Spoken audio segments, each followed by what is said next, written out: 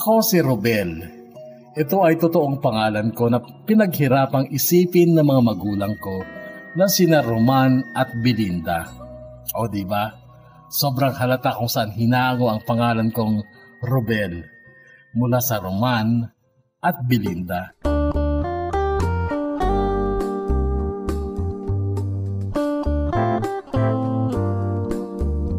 Iniisip mo siguro, Kuya Bono, na napakalakwat-tsero ko pala. Kasi nakita kita sa Tugigaraw at Kawayan pero taga-Ilagan ako. Yung mga lakad na yun, Kuya Bono, puro sabit lang ako. Mahirap ako noon. Mahirap pa sa daga.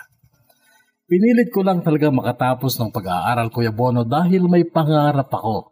Pero katakot-takot na hirap ang pinagdaanan ko, pero hindi ko pa rin natupad yung pangarap ko.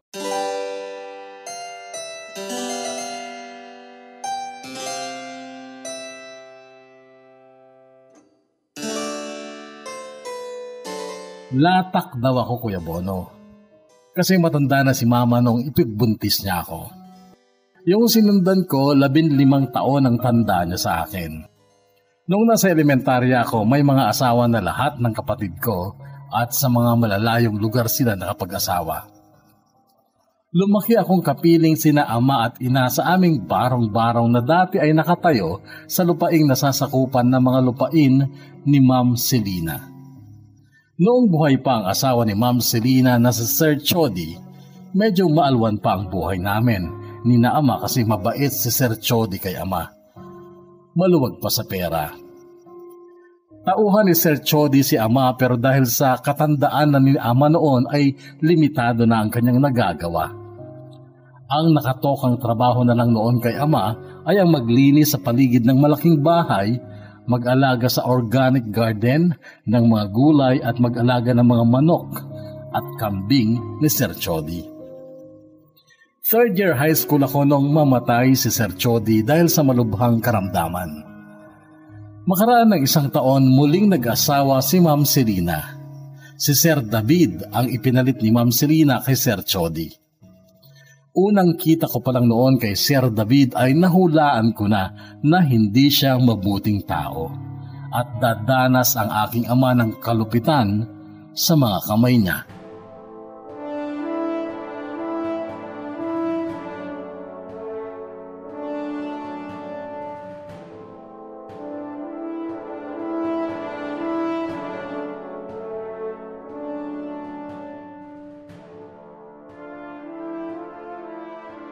Hindi nga ako nagkamali, Kuya Bono. Napalayas kami sa aming kubo o barong-barong dahil sa nagawa ni Ama laban kay Sir David. Kayo nga po ang humusga kung tama o mali si Ama. Ganito po ang nangyari. May nakita si Ama na mga tanim na marijuana sa organic garden. Tanim yon ni Sir David. Noong matiyak ni Ama na marijuana nga ang mga yon ay pinagbubunot niya mga ito tsaka pinaanod sa ilog. Nung malaman ito ni Sir David ay lubha ang galit niya kay Ama. Naitulak niya si Ama at dahil mahina na si Ama noon ay tumumba siya. Binigyan lang kami noon ng 2 oras para lisanin ang tirahan namin. Saktong 2 oras, sinunog ni Sir David ang barong-barong namin na nagsilbi naming tahanan sa matagal na panahon.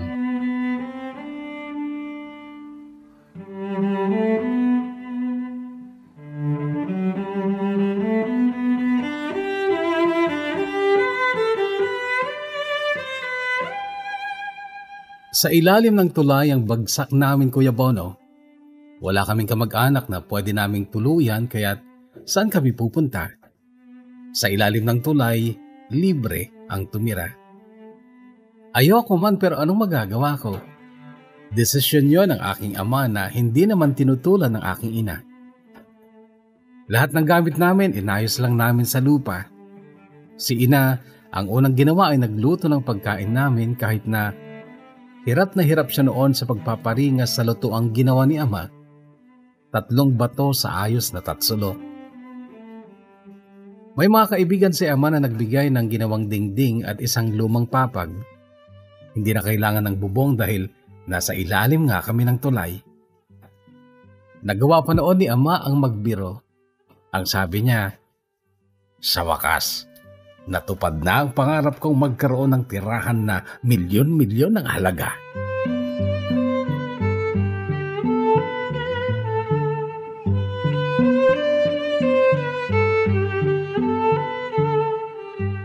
Yung tulay ang tinutukoy ni Ama na milyon ang halaga. Kaya lang hindi lang pala si Sir David ang nagalit kay Ama dahil sa ginawa nito sa mga puno ng marijuana, kundi maging si Mandunggo. Si Mandunggo ay barkada ni Sir David. Malaking tao si Mandunggo. Balitado ang kasamaan niya sa barangay dahil madalas niyang bugbugin ang kanyang asawa at mga anak. Naglalaro kami ng basketball noong may batang sumigaw, "Robel, yung tatay mo, binubugbog ni Mandunggo." Agad akong tumakbo kasabay ng batang nagsumbong sa akin. Walang minor-minor. Yung bilis ng takbo ka na yon ay binangga ko ang katawan ko kay Mandunggo na noon ay nakatayo habang si Ama ay nakasalampak sa lupa. Pagbangga ng katawan ko kay Mandunggo ay napaurong lang siya ng konti, pero ako ay tumilapon sa lupa sa harapan niya. Tinulot niya ako at saka sinakal, tapos binuhat niya ako taba ng leeg ko ng isang kamay lang niya. Hindi ako makahinga noon, Kuya Bono. Buti na lang at may mga tanod na dumating at inawat siya. Habol ko ang hininga ko noon at naawa akong sobra kay Ama nung makita kong dumudugo ang bibig niya. Noon pa lang ako napaiyak, Kuya Bono. Sa galit ko kay Mandunggo ay nasigawan ko siya. Pero akay-akay na siya noon ng mga tanod. At ang sabi ko, "Putang ina mo, Mandunggo. May araw ka rin, putang ina ka. Tandaan mo yan. May araw ka rin, hayop ka."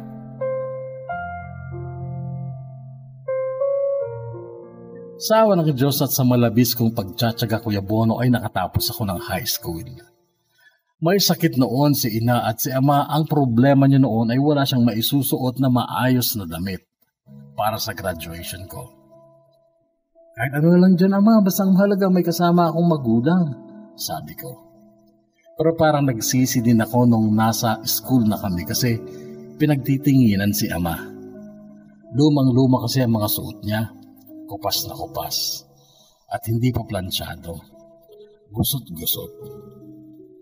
Nung sumapit ang pasukan, gustuhin ko man ay hindi ako nakapag-enroll, Kuya Bono. Wala kasi kaming perang pang tuition noon kahit sa public school lang na murang-mura pa ang tuition fee. As in, walang-wala kami. Kaya naghinto muna ako at nagtrabaho sa bukid para makaipon. Kaya lang naging nakakainip ang buhay ko noon. At dahil dito ay nagkaroon tuloy ako ng panahon para sa pag-ibig. Si Benot ay matagal ko ng kursunada, Kuya Bono. Venus ang totoong pangalan niya pero mas kilala siya sa tawag na Benot sa aming barangay. Maganda siya at matalino. May honor siya noong magtapos kami ng high school. Noon ay nag-aaral din siya dyan sa ISU at kumukuha ng BE-Ed o Bachelor in Elementary Education. Simple lang din ang buhay ni Benot. Magsasaka din lang ang kanyang ama pero sarili nila yung bukid. Si Amelia ay matalik na kaibigan ni Benot. Best friends sila mula nung maliliit pa kami. Mayaman sina Amelia at magandang-maganda siya. Abnormal na lang lalaking hindi magkakagusto kay Amelia. Kaya gusto ko siya pero ako po kasi, marunong akong lumagay sa tamang lugar. Mayaman si Amelia, mahirap ako. Alangan na alangan ako kaya kahit isipin lang na ligawan siya ay hindi ko ginawa. Isa pa, puro big time din na taga-bayan ang mga manliligaw niya. Makikita mo na lang na may kotse o mamahaling motor ang nakaparada sa harap ng bahay nila, manliligaw niya yon. Kaya kay Benot na mas angat lang ng konti sa akin ang buhay ang siya kong niligawan. Maganda naman ang unang gabing pagharap sa akin ni Benot noong formal akong manligaw sa kanya. Matatamis ang ngiti niya noon. Pero ang kanyang ina, sambako lang mukha. Halatang hindi niya ako gusto para sa anak niya. Di ko nalang pinansin, Kuya Bono, kasi sa isip ko, si Benot naman aasawahin ko kung sakali. Hindi yung nanay niya.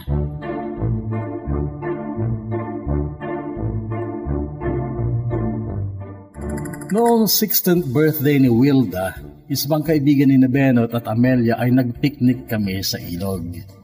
Si Benot ang nag-aya sa akin para daw may katulong sila magbitbit ng mga pagkain. 6 lang kami noon, Kuya Bono. Ako, si Benot, si Wilda at yung boyfriend niyang si Maki, si Amelia at yung manliligaw niyang si Jefferson na tagabayan. Napapangiti ako noon, Kuya Bono, kasi pair by pair kami at nasa isip ko noon na kulitin si Benot para sagutin niya na ako. At yun nga ang ginawa ko. Kaya lang hindi pinapansin ni Benot yung mga sinasabi ko. Huwag kang maingay, Robel. Ganito lang ang lagi niyang sinasabi sa akin. Hanggang sa sumapit ang saktong 3 buwan ng panliligaw ko sa kanya, nag-ayos ako ng sarili. Bagong gupit ako. Nagsuot ako ng bagong damit na binili ko lang sa palengke. Nagwisik ng kulo na mumurahin din at saka ako umarya kina Benot. Noon ay desidido akong pasagutin siya. Nung mabungaran nila ako sa parang terrace nila ay masaya ang ngiti nila sa akin. Andun noon si Amelia na siya pang unang nakapansin sa itsura ko. Kapogi mo yata ngayon, Robel, ah? Bungad na papuri ni Amelia. Ngumiti lang ako. Sa totoo lang, Kuya Bono, pogi naman talaga ako, kaya lang wala lang akong pamporma, kaya hindi ako pansinin. So nung gabing yun, nung una, kwentuhan lang kaming 3 hanggang sa nung mag-alas 10 ng gabi, ay inihatidan namin si Amelia sa bahay nila. 2 na lang kami ni Benot pabalik at sinamantala ko yung pagkakataon na yun para pasagutin siya doon sa dinudulog kong pag-ibig, pero ang sabi niya, tatapatin kita, Robel. Oo, may nararamdaman na rin akong konti para sa'yo, kaya lang, ano mapapala ako sa kagaya mo? Mahirap na nga ako, papatol pa ako sa mahirap din. Sana maintindihan mo ako, Robel. Wala kang pag-asa sa akin. Ibaling mo na lang sa iba yung pagmamahal mo.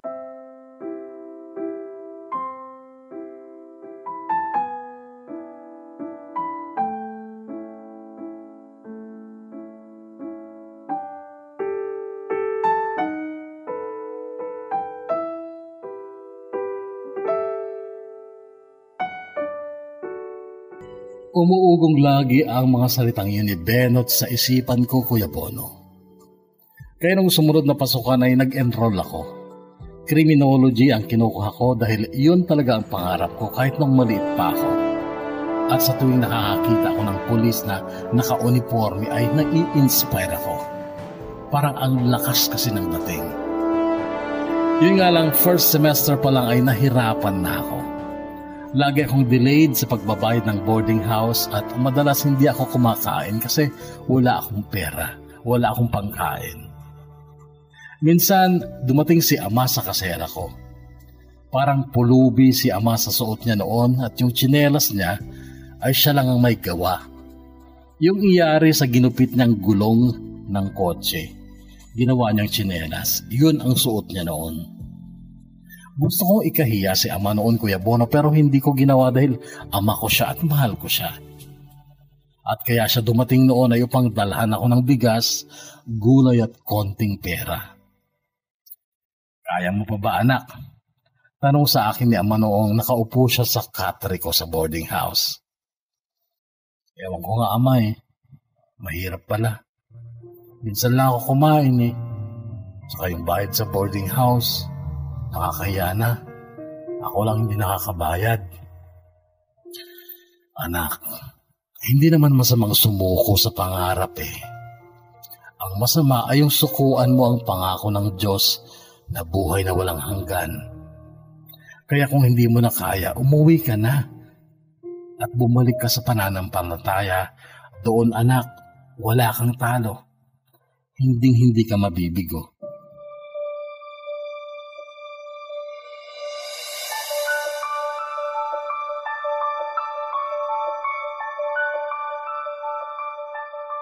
Hindi ako sumuko, Kuya Bono. Noong second year na ako ay nakilala ko si Sir Marvin. Siya ay instructor namin sa PE na martial arts. Black belter siya, Kuya Bono. Noong una pa lang ay idol ko na siya kasi pangarap ko din maging magaling sa martial arts. Sinadya kong dikitan si Sir Marvin hanggang sa naging paborito niya ako. Paborito niyang utusan. Pero nung makilala niya ako at marinig niya yung munting kwento ng buhay ko, parang naawa yata siya sa akin. Hanggang sa inalok niya ako na doon na lang daw ako tumira sa apartment niya. Gagawin daw niya akong parang katulong at siya na ang bahala sa mga gastusin ko. Pumayag kagad ako, Kuya Bono, at agad kong naramdaman na si Sir Marvin ay isang blessing sa buhay ko. Liban sa libre ako sa lahat ay marami pa siyang naituro sa akin. Tinuruan niya ako ng martial arts. Tinuruan niya ako mag-drive, pati sa academics ko. Lahat ng yon, lahat ng tinuro niya, sinaksak ko sa puso at isip ko. Dahil sabi niya, kapag pinahalagahan ko lahat ng turo niya, garantisado, 100% makakatapos ako ng pag-aaral ko.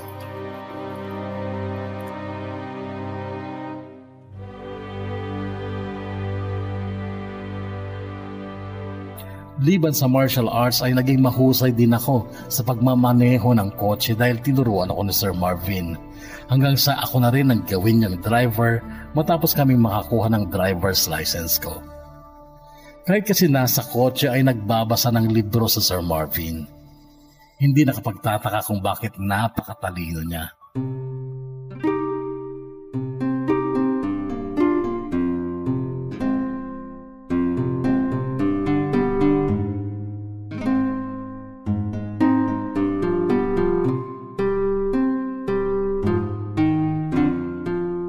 At dahil tumaas nga ng bahagya ang confidence ko ay nagawa kong lapitan minsan si Benot noong makita ko siya sa loob ng school campus. Mag-isang nakaupo sa bench sa ilalim ng puno. Third year na siya noon while second year pa lamang ako. Lalo pang gumanda si Benot noon kasi nagpahaba siya ng buhok tsaka niya pinaunat, unat na unat. Hi Benot, bati ko sa kanya. Huwag mo ako tawaging Benot dito, Ruben. Ano naman, wala namang ibang tao. Kahit na. Ano kailangan mo? Dati pa rin. Yung pag-ibig mo ang kailangan ko. Di ba binasted na kita? Nakalimutan mo na ba? Benot, may tinatawag tayong second chance, di ba? Robel, ulitin ko lang sa'yo. Hindi ako mag-aasawa ng mahirap kasi mahirap na ako. Sabihin mo lang ambisyoso ako, okay lang sa akin. Pero mahirap ka din, di ba? Alam ko na uuunawaan mo ako kung bakit ako ganito. Mahirap ako ngayon, Benot. Pero kapag nakatapos ako ng pag-aaral at naging pulis ako, kulang pa ba yun sa'yo? Ang tanong, makakatapos ka ba? Magiging pulis ka ba? Natigilan ako sa banat na yun ni Benot. Pagkatapos nun ay tumayo na siya at dinampot ang mga gamit niya. At bago siya umalis ay nag-iwan siya ng salita. Tsaka ka na naman ligaw sa akin kapag pulis ka na.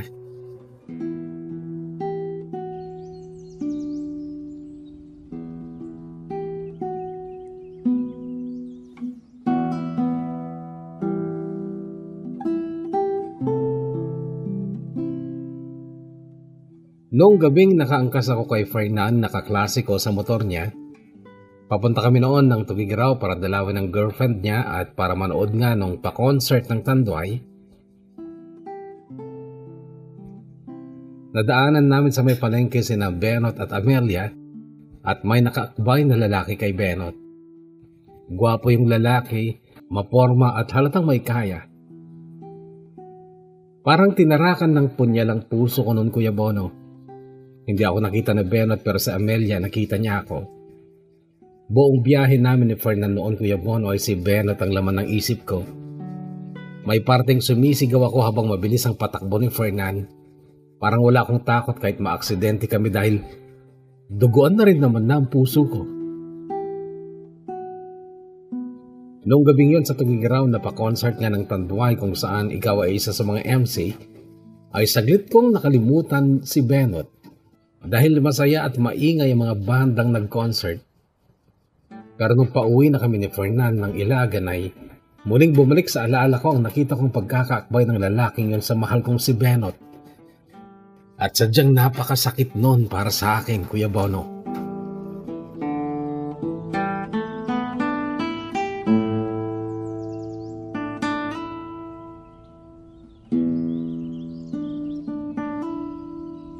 Noong magtatapos na ako ng kolehiyo, Kuya Bono, ay biglang nagkasakit si Ama. Sobra ang takot ko noon dahil hirap na hirap siyang huminga. Iyak ng iyak si ina noon at ang sabi niya sa akin, "Robel anak, iiwan na yata tayo ng ama mo." Noon ay hindi ko alam kung anong gagawin ko kay Ama. Hindi ko alam kung anong hahawakan ko sa kanya para makatulong ako sa hirap niyang paghinga hanggang sa mapaiyak na rin ako. Ang sabi ko, "Ama, dumaban ka. Huwag ka munang mamamatay, Ama. Magtatapos pa ako ng college magiging pulis na ako. Giginhawa na yung buhay natin. Mararanasan mo na yung maginhawang buhay, Ama." Umiiyak na sabi ko pero ang tugon ni Ama, "Anak,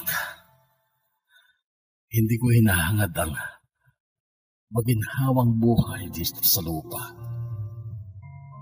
Lahat ng nandito sa lupa, panandalian lang.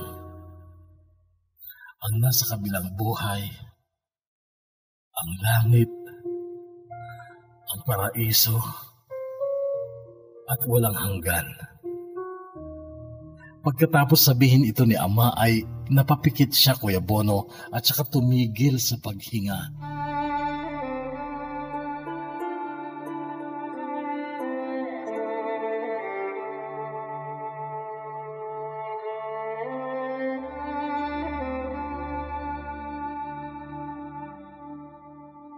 Bagay na bagay kay Ama ang puting long sleeve, kulay kaki na pantalon, at kulay brown na balat na sapatos.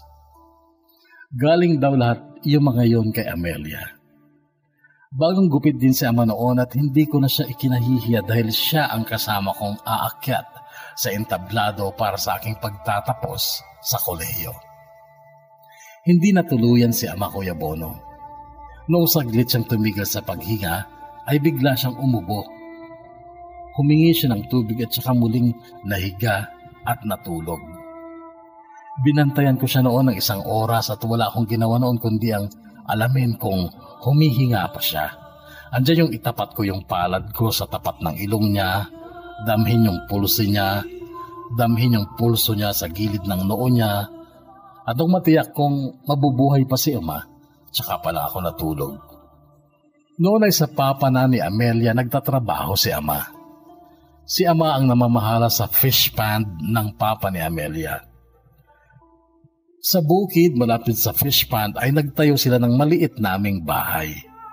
Si Ina naman ay madalas magtungo sa bahay ni na Amelia upang maglaba.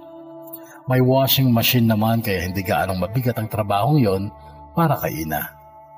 Panay ang kwento ni Ina tungkol kay Amelia. Napakabait at napakagalang daw na dalaga ni Amelia.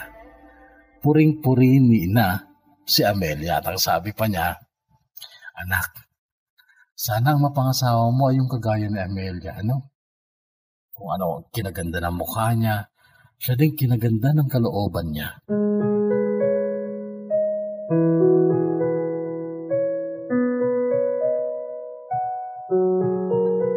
Ni hindi ko pinangarap na ligawan si Amelia, Kuya Bono. Suntok sa buwan tayo doon. Si Benot pa rin ang gusto kong mapangasawa lalo na't nalaman ko na ang lalaking yon na umakbay sa kanya ay barkada lang daw nila at lasing lang noon. Kahit noong pumasa sa LET si Benot o Licensure Examination for Teachers, ay hindi pa rin siya nag-boyfriend. Iniisip ko noon na hinihintay lang ako na maging pulis ni Benot. Nag-review ako para sa board exam, Kuya Bono. Pinagbuti ko, all out. At nung sumapit ang board exam ay mataimtim akong nanalangin na sana pumasa ako. Hanggang sa makaraan ng ilang linggo ay lumabas ang resulta ng board exam. Bagsak ako. Hindi ako pumasa, Kuya Bono. Sa sobrang pagka-disappoint ko ay natagpuan ko ang sarili kong nakikipag-inuman sa mga kaibigan ko sa baryo. Tamado ako nung maubos na ang alak at wala na kaming pambili. Sinintir pa nga ng tenga ko ang sinabi ni Kadjo. Kung pumasa ka sana sa board exam at naging pulis, edi madami sana tayong pambili ng alak. Kaso bagsak ka naman. Tinitigan ko siya ng masama noon kasi nasaktan ako. Inakbayan ako ni William na siyang kasabay ko sa pag-uwi. Nang makasalubong namin ang isang lalaking ayaw na ayaw kong makita. Si Mandunggo. Agad nagdilim ang paningin ko kahit maliwanag naman noon sa kalsada at kumulo ang dugo ko. Tinulak ko si William para makawala ako sa pagkakakbay niya tsaka ko hinarang si Mandunggo. Hoy putang ina ka, sabi ko tsaka ko inupakan sa mukha. Muntikan siyang matumba pero sinalubong ko ulit ng suntok ang kabilang pisngi niya. Tsaka ko binagyan ng mabangis na uppercut. Matutumba na siya pero hinila ko ang damit niya tsaka ko sinuntok ng malakas sa tiyan. Napayuko siya. Nung nakayuko siya, tinuhod ko ang mukha niya. Bulagta siya. Duguan ang nguso ng puta. May mga tao na noon na nanonood. Bago ko iniwan ang nakabulagtang si Mandunggo, ay iniwanan ko siya ng maikling mensahe. At ang sabi ko sa kanya, natatandaan mo yung sinabi ko sa iyo noon, Mandunggo? Nung bugbugin mo yung tatay ko? Ang sabi ko sa iyo noon, may araw ka rin. At ito na yung araw na to. Kung kaya mo pang bumangon, hayop ka, bumangon ka. Tapusin na natin to. Pero kung gusto mo sa ibang araw, nakahanda lagi ako para sa iyo at titiyakin ko, mas malala pa ang aabutin mo.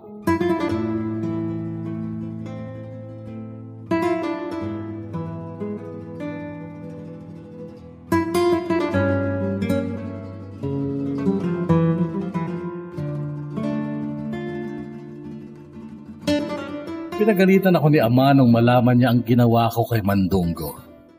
Ang sabi niya, napupuot daw ang Diyos sa mga taong mapaghigante. Masama lang talaga ang loob ko noon, Kuya Bono. Mabigat sa dibdib ko na ginawa ko lahat ng kaya ko pero bagsak pa rin ako sa criminology board exam. Hindi ko tuloy magawang humarap kay Benot na noon ay full-fledged teacher na. Ang ginawa ko ay nagtungo ako ng Santiago City at doon ay pumasok ako bilang security guard habang nag-iipon ng pang-take ulit ng board exam. Sa Santiago ay nakilala ko si Elsa. Isa siyang sales lady sa kalapit na cellphone shop. Noong una pa lang ay napansin kong may gusto din sa akin si Elsa base sa mga titig niya sa akin tuwing dadaan siya.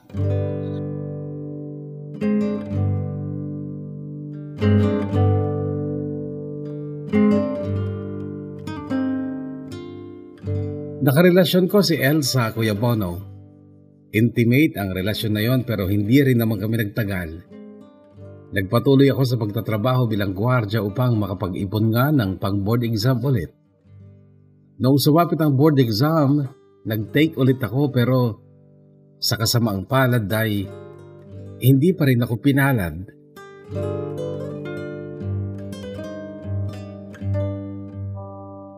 Nagtatampo na ako sa Diyos noon, Kuya Bono. Halos maiyak pa ako nung nagdasal ako bago ako sumagot sa mga questionnaires sa board exam. Pero wala pa din. Hanggang sa mabuo ko sa isipan ko ang isang plano. Magsusundalo na lang ako. Aalis ako. Balik ko. Sundalo na ako.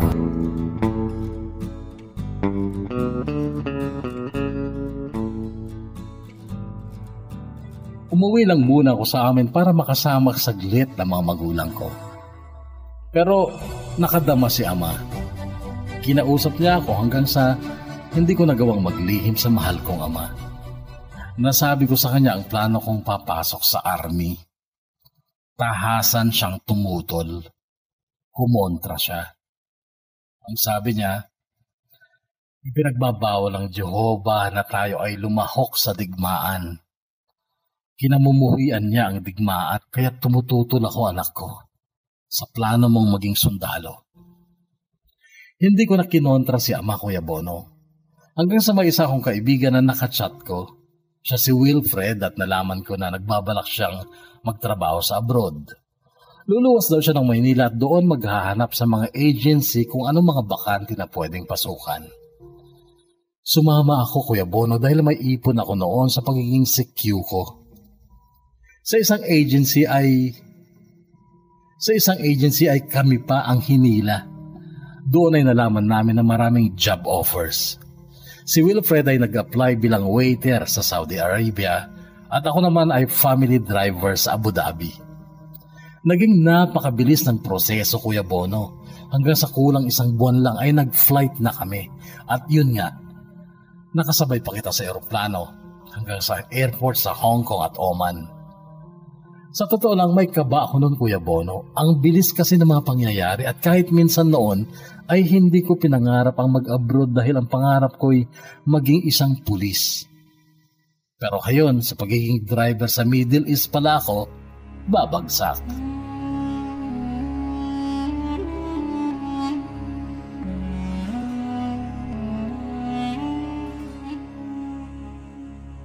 Sheikh ang amo ko at ang pinagmamaneho ko araw-araw ay mga anak niyang batang lalaki papasok sa school at kung saan sila gustong pumunta.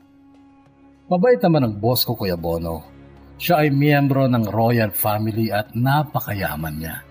Napakaraming mamahaling sasakyan at ang kanyang bahay ay malapalasyo. 3 kaming driver na lalaki. Indiano yung 2 kong kasama. May sarili kaming quarters, kanya-kanya kami ng kwarto. Mayroon ding isang Filipina na driver, si Noemi. Siya naman ang driver ng asawa ng boss namin. Na-enjoy ko naman yung trabaho ko sa Abu Dhabi, Kuya Bono, lalo na't mababait naman ang mga amo ko at pati ang mga anak nila, lalo na si Hamad na panganay na lalaki. Ka-vibes ko siya. Aalis kami ng bahay ni Hamad, ako muna ang magdadrive. Pero pag medyo nasa malayo na kami, kukunin niya na sa akin yung manibela at siya na ang magmamaneho. Hinahayaan ko lang kahit bawal sana. May isang pagkakataon na nasa isang lugar kami nang biglang may mga kabataang lalaki na biglang susugod kay Hamad nang parang balak na saktan siya. E di humarang ako. Kaya ako yung pinagbalingan nila. Pero syempre, hindi sila umubra. Tumba silang 3. Tapos bigla akong hinila ni Hamad. Baka daw may dumating na pulis kaya kailangan na naming umalis. Napabilid sa akin si Hamad noon, Kuya Bono.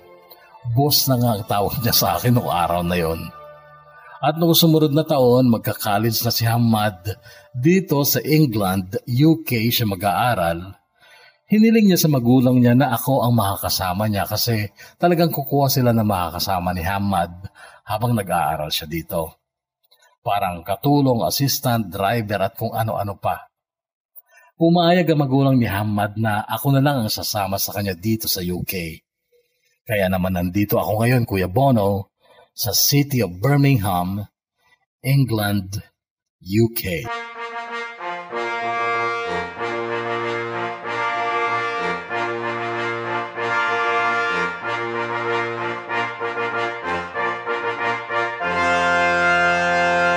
Mula pa nung nasa Abu Dhabi ako ay pinapadala ko lahat kina ama at ina yung buong sahod ko kasi gusto ko makapagpatayo sila ng simpleng bahay na konkreto. At yun ay nangyari naman, Kuya Bono. Natuto na ring mag-cellphone si ina kaya't siya ang lagi kong katawagan. Tapos kasi ng high school si ina at iba sa panahon nila. Talagang kahit high school level lang, lintik kung mag-English. Hanggang sa pati Facebook ay natutunan na ni ina. At nagulat ako isang araw na makita ko ang litratong pinost ni ina sa Facebook niya. Litrato yun nakuha sa harap ng Kingdom Hall. 3 sila sa litratong yon. Si ama, si ina, at isang napakagandang dalaga, si Amelia. Agad kong tinawagan si ina noon. Ina, ba't kasama niyo si Amelia sa litrato sa harap ng kapilya? Ay, kaanib na siya. Saksi na siya, anak. Talaga? Inaya niyo ba? Aba, hindi. Kusa siyang umanib. Noon, Kuya Bono, ay hinanap ko ang Facebook ni Amelia. Gusto ko lang sabihin sa kanya na natutuwa ako kasi kasama niya na sa pananampalataya ang mga magulang ko. Agad ko siyang inad at kinonfirm naman niya agad ako. Siya pa ang unang nag-message. Sir, kumusta ka dyan? Napangiti ako sa tawag niyang sir sa akin. Makasir ka naman, ma'am, sabi ko naman.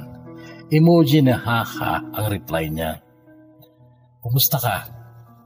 Saksi ka na rin pala, ha? Natutuwa ako at naisipan mo yan. Humanga kasi ako sa mga pananaw ng tatay at nanay mo sa buhay, eh. Alam mo yung sidhi ng pananampalataya nila at yung paraan ng pamumuhay nila base sa mga aral na nakukuha nila sa relihiyon na to.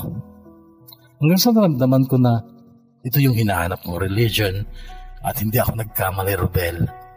Para sa akin, ito ang totoong religion. Hindi ako komportable sa topic na yun, Kuya Bono, kasi ako'y lagalag na anak ng Diyos. Ligaw, kumbaga, kaya binago ko yung topic.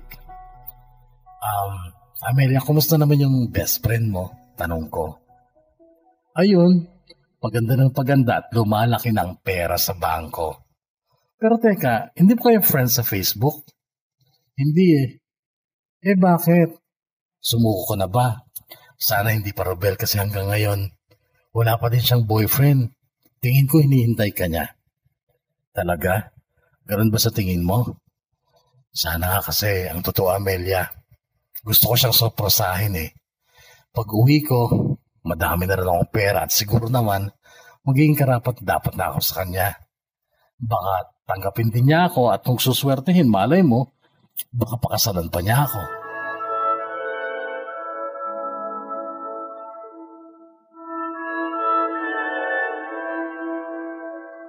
Mula noon, Kuya Bono, kapag free time ko ay wala akong ginawa kundi ang abangan na mag-open si Amelia sa Facebook. Umaasa na yung puso ko noon, Kuya Bono. Liligawan ko na talaga siya. Noong araw na yun, naisipan ko ding silipin ang Facebook ni Benot. May ilang post siya na nabasa ko. Natigilan ako sa isang post niya na ang sabi, tunay nga ba na nakakapaghintay ang pag-ibig? Tama, naaral muna, karir muna, pero ngayong successful na, asan na si pag-ibig? Asan ka na, Mr. Right? Gusto kong isipin noon, Kuya Bono, na ako yung pinariringgan ni Benot, pero bakit naman ako? Eh hindi nga kami friends sa Facebook. Gusto ko pa rin si Benot, Kuya Bono, pero gusto ko din si Amelia. Kung totoong gusto niya ako, hanggang sa sobrang tuwa ko nung makita kong online si Amelia, minessage ko kagad siya. Hi po, bati ko. Hello po, reply niya. Yung huling tanong ko sa'yo sa chat, di mo pa nasasagot. Di mo ba kayang sagutin yon? Tanong ko na ang tinutukoy ko ay yung tanong ko kung dati pa ay may gusto na siya sa akin. Ganito ang reply niya. Kung aamin ako, Rubel, na gusto kita noon pa, anong gagawin mo? Liligawan mo ako? Oo, mabilis kong sagot. Mali yun, Rubel. Noon pa si Benot na ang gusto mo. Tapos ngayong nalaman mo na noon pa kita gusto tsaka mo ako liligawan. Pangit yun, lalo na't hinihintay ka ni Benot. Gusto ko bang tanungin siya kung totoo na hinihintay nga ako ni Benot pero hindi ko na ginawa. Nagpaalam ako sa kanya kasi susunduin ko na si Hamad sa eskwela.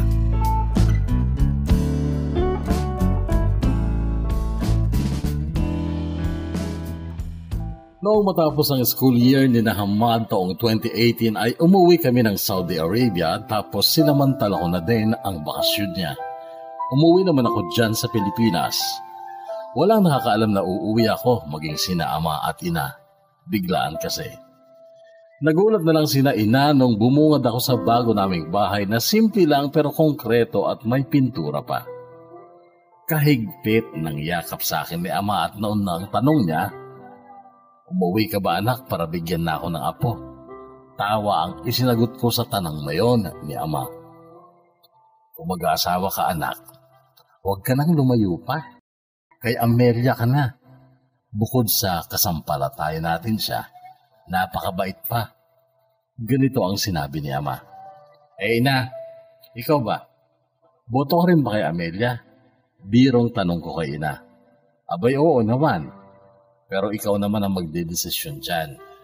Kung gusto mo naman dun sa teacher, hindi rin masama dahil may makakatuwang ka sa paghahanap buhay.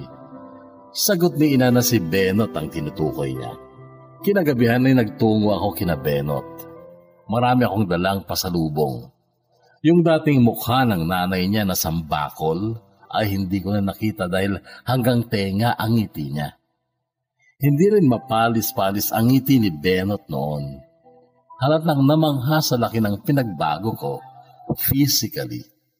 Hanggang sa magkasarilinan kami ni Benot, Kuya Bono. At ang unang narinig ko sa kanya ay, sana, kumuha ka ulit ng board exam, Romel. Sayang din yung professional license sabi niya. Kahit kasi mayaman ka na kung wala ka ng PRC ID, parang kulang din. Sige, susubukan ko ulit. Sagot ko na lang pero sa isip ko, hindi pa rin kontento sa akin si Benot. May hinahanap pa rin siya na wala sa akin.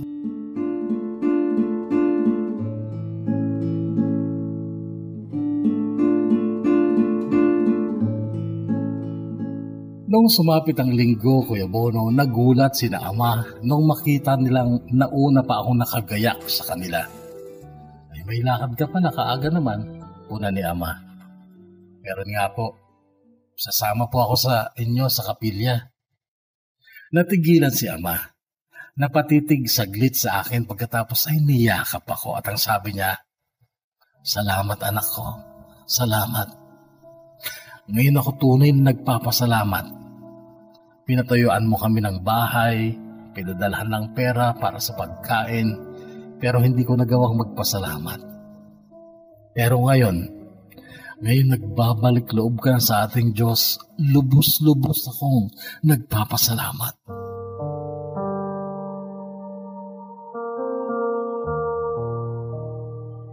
Nadatna na namin si Amelia sa kapilya. Napakalinis tingnan ni Amelia. Napakaganda at ang kanyang ngiti ay tila ngiti ng isang anghel. Muli, Kuya Bono, ay nakadama ako ng pagkailang kay Amelia. Alam ko, dama ko sa sarili ko na hindi talaga ako bagay sa kanya. Nung matapos ang service ay sabay-sabay kaming umuwi. Naglakad lang kami. Mainit noon at may dalang payong si Amelia. Kinuha ko yon at ako nagpayong sa kanya, magkasukob kami sa payong. Sina Ama at Ina ay magkasukob din sa payong pero si Ina ang may hawak ng payong. Hanggang sa marinig kong nagsalita si Amelia. Sabi niya, ang sarap sa pakiramdam kapag pinagmamasdan ko ang mga magulang mo, Robel. Matatanda na sila pero hindi nawala yung pagmamahal nila sa isa't isa. Tingnan mo, ang sweet nila. Magkasukob sa payong. Amelia, gusto mo ba akong makasama sa iyong pagtanda? Seryosong tanong ko. Saglit siyang sumulyap sa akin tapos lumakad siya ng mabilis kaya't naiwan ako pero hinabol ko siya at nung maabutan ko siya ay hinawakan ko ang kamay niya at pinilit ko siyang humarap sa akin. Mahal kita, Amelia. Buong puso kong winika. Hindi, Robel. Si Benot ang mahal mo dahil siyang niligawan mo noon pa. Amelia, mahirap lang ako noon at ang isang kagaya mo ay langit para sa akin samantalang ako ay lupa. Si Benot ang ke-level ko noon, kaya siyang niligawan ko. Bakit? Kung liligawan ba kita noon, sasagutin mo ba ako? Oo, mabilis niyang sagot. Napatitig ako sa kanya. Oo, Robel, dahil noon pa kita mahal. Nakita ko ang pag-agos ng mga luha niya. Noon ay niyakap ko siya pero tinutulak niya ako palayo. Pero lalo ko pang hinihigpitan yung yakap ko sa kanya. Bitawan mo ako, Ruben. Nakakahiya ang daming tao. Puro saksi pa ang mga yan. Bitawan mo nga ako, sabi niya. Paglingon ko nga ay nakita ko ang mga tao na sa amin nakatingin. Kaya ang sabi ko sa kanila, sa malakas na tinig, papakasalan ko to. Imbitado kayong lahat. Huwag kayong mawawala sa kasal namin ha. Noon nakita kong ngumiti sila. Yung isa nagsalita. Masyadong mahigpit yung yakap mo. Di na makahinga si Miss Amelia. Sinagot ko siya. Baka pa makawala pa Mahirap na.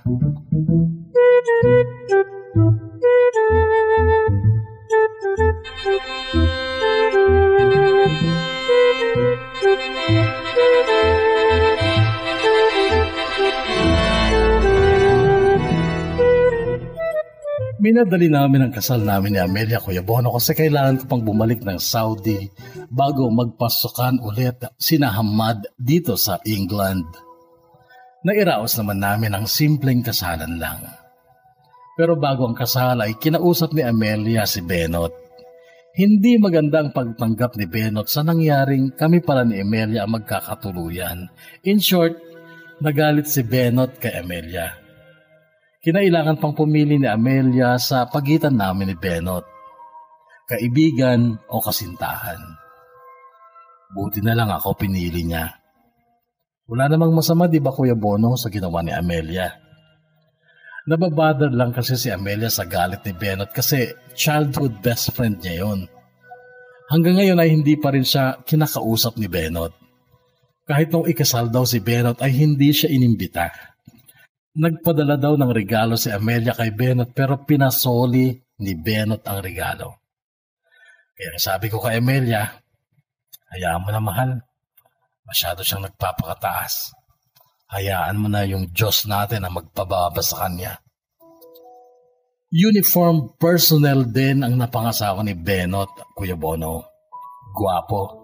Nakita ko ang picture ng asawa ni Benot sa Facebook. Bagay na bagay sa kanya ang kanyang uniforme ng security guard.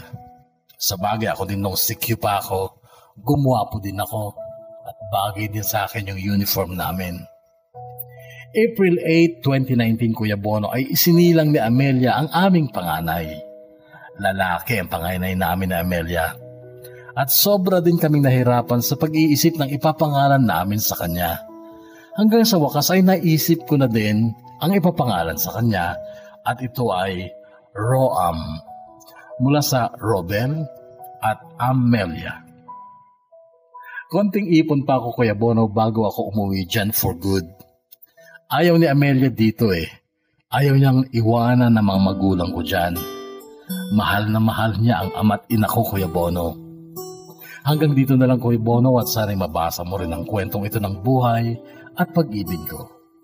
Lubos na gumagalang at nagpapasalamat, Robel ng Birmingham City, England, UK.